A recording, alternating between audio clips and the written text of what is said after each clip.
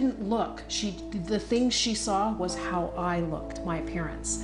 So when someone has an opportunity to hear me speak, like the job I had for 6 years when I interviewed for them, I was back east at the time, and I spoke to the woman on the phone, and I had a couple of phone interviews, and she said she could hear me smiling through the phone. She liked my voice. I was going to be doing telephone sales. And when I came in to meet her, she had no problem with me. And she had me meet some male managers, and they went to shake my hand, and I told them I don't shake hands for religious reasons, and I laughed and smiled and told them it doesn't mean I'm not friendly. And they smiled, and it was fine. They wanted to shut the door for their interview. I asked them to keep the door open because it was just 2 of us. No problem. And I got the job. And I was there 6 years. I moved up from a sales position to a sales management position, and from a sales management position to a director's position over 3 departments. So it's not a matter of being a covered Muslim. It's a matter of getting an opportunity to see past the cover. And you can't guarantee that everybody's going to be fair or just in that. And that's where the problem comes in finding a job in America today.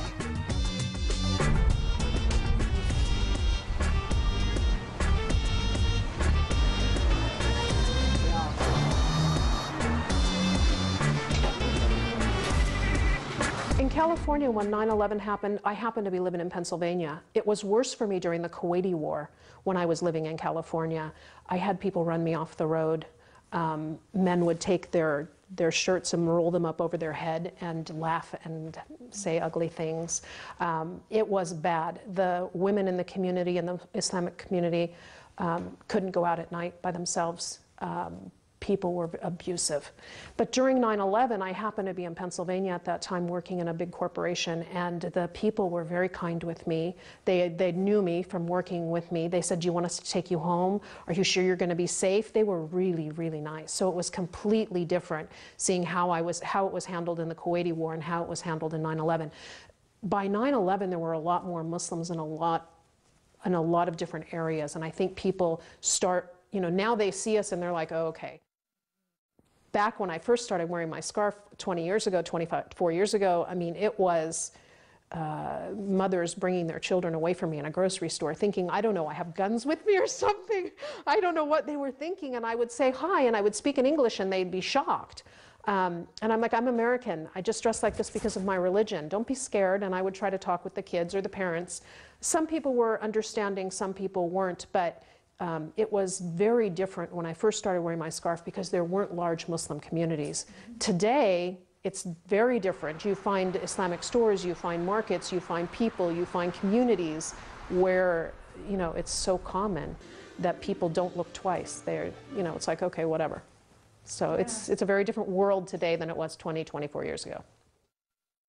أعوذ بالله من الشيطان الرجيم بسم الله الرحمن الرحيم. I started learning about Islam from an Arab-speaking gentleman who was translating from Arabic material into English material. So they had very few people in California when I embraced Islam in our community, and then the community started to grow.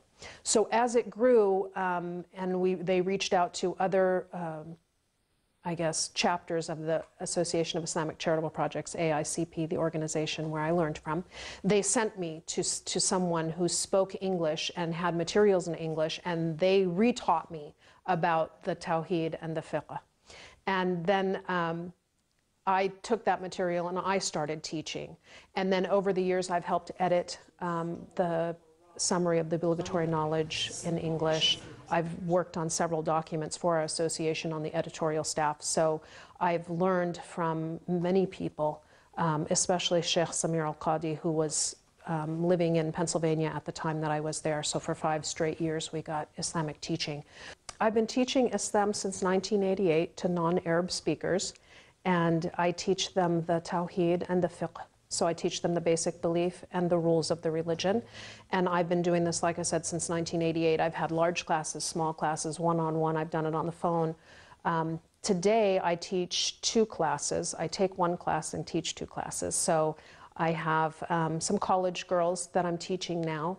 They were raised in an Arab home, but not a Muslim Arab home. So they never learned their religion until their 20s.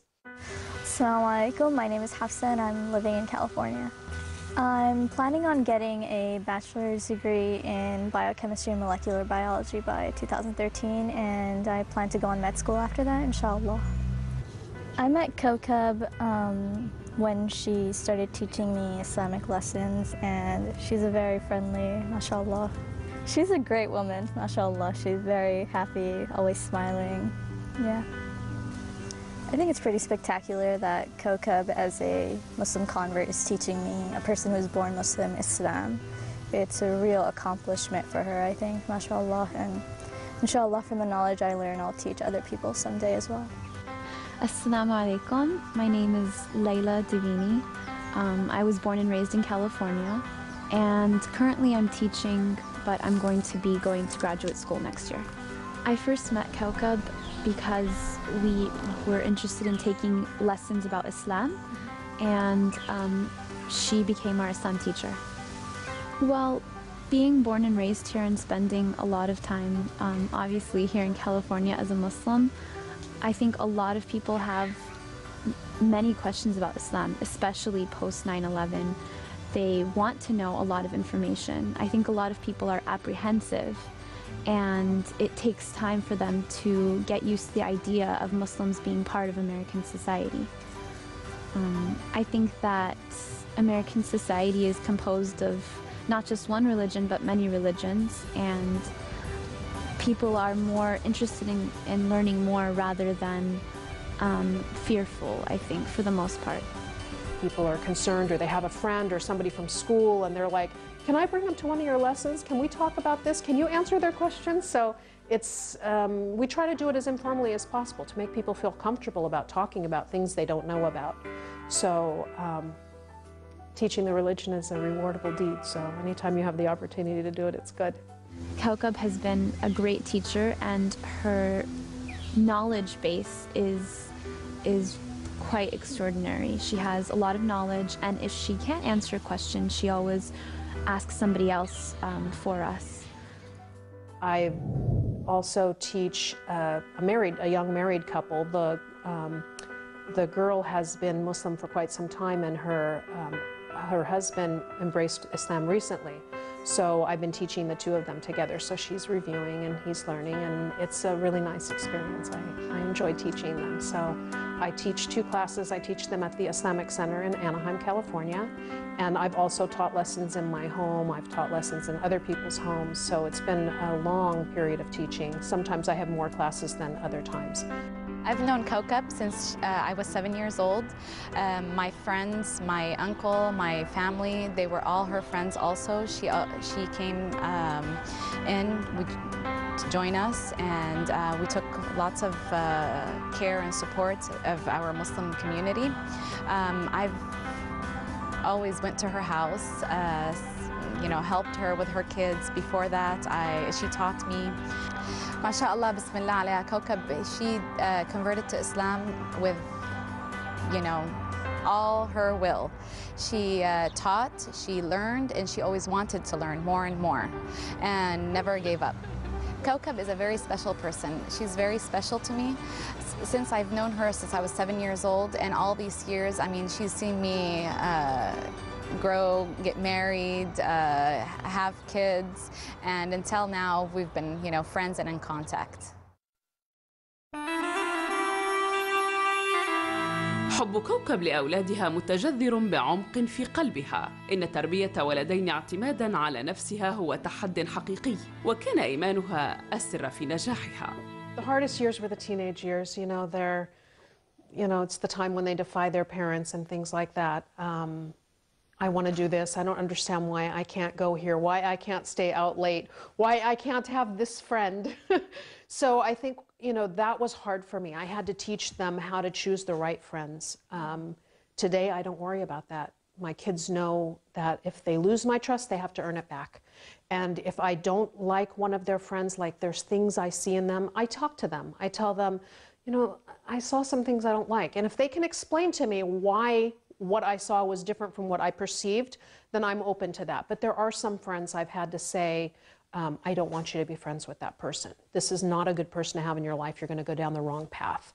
So I think that respect that we ingrained in our kids, they knew when to push and when not to push. So the friend thing was a little bit hard, picking the right friends, especially going into high school. You know, it's a tough time in kids' lives, and they start to do things that you don't want them to do. So we just, you know, stayed on top of them and tried to, you know, keep guiding them and giving them options other than the things that kids who were going the wrong way chose. So yeah, teenage years, because they're rebellious. So Habibi, how was your first day? Alhamdulillah, my first day was great. How was your day today? It was busy. Did you like your new job? Yeah, it was good. It's not difficult to operate in society while being Muslim, because being on the path of Islam is just a way to operate through your life, and it's a path that you take just like life. So it's very easy to get by in America as long as you do what you have to do and stay away from the bad things. Yeah, I have many non-Muslim friends. I went to a high school, a public high school in America, and I made a lot of friends. I'm very personable. People seem to like me. Some of my friends were accepting, like they understood, and they don't stop me from the things that I need to do. Most of my friends, the ones that I still talk to, actually remind me to pray sometimes, and they know that I don't eat non-halal meat, and it's very easy to hang out with them, like they've become accustomed to it. But I mean, some people, there's always the hard people who don't understand and are afraid of what they don't know and don't get, so they just didn't stay in my life because I had no need for them. It wasn't worth it to have somebody bring you down and when you can move forward in life. Just being a good Muslim has helped extremely while I'm down and not feeling as if I have a way out of things, just reminding myself to pray and do the good deeds, and it really helps you. It really gives you motivation in life to get out there and fix yourself and to better yourself in many ways. You know, it's funny, most people don't know I'm Muslim when they meet me because I'm so like a normal guy. So like later on they'll find out, like I'll say something, or I don't eat this, or I don't do that, and they'll be like, what do you mean? And I'll be like, oh, I'm Muslim. And they'll be like, no, like no one believes me. So, but and they accept it like immediately because it's such a non-issue, because I act like them so much that it doesn't like register. Like I don't come wearing a turban or like doing like siwak all the time in front of them, so they're not like surprised, like they're just a regular guy. Living in America, there's a lot of things to do. You can have a lot of fun. There's so many things you can do. So we always end up going to the movies or going to hang out with friends. We have dinner, this, that, hang out with Muslims, non-Muslims, and it's not a big deal, because as long as you don't go to a situation where like inherently there's haram in it, then you're good. You keep your heart pure and you keep the situation you're in good, and you're fine. When someone's not a Muslim, you always feel like there's that emptiness, and so like when they see it in us, they're just like, oh, like even other Muslims, because me and my friends, like we follow more than most people, so they see us and they say like you guys are so good together, you're good friends, you do this, you do that, you always advise each other, so they want to be like us, and it's cool. It's a really nice environment to be in, and it's nice to be like the person you are all the time. The way I was raised is the way I'd like to raise my children, so I think that, you know, as long as I find a woman who's as good as my mom or better, and I turn out like my parents, then inshallah I'll raise my kids just fine. سلام هي حتى مطلع الفجر صدق الله العظيم. Sayyidina Ali said like that people are asleep, like most people are asleep, and when they wake up, like when they die, that's when they wake up. So I think like if you can live your life as if you're awake, that's the best thing you can do, and Islam is what provides that. If you really follow the religion, then you can be awake all the time.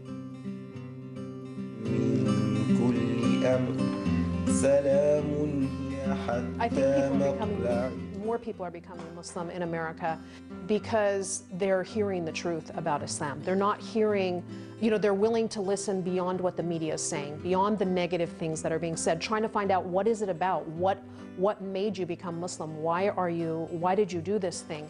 Because they used to think it's something from the East, it's something from those people. And now when you see, you know, blonde hair, blue-eyed people becoming Muslim, you see, you know, like your neighbors are Muslim, you see so many Muslim people, you're like, what is that?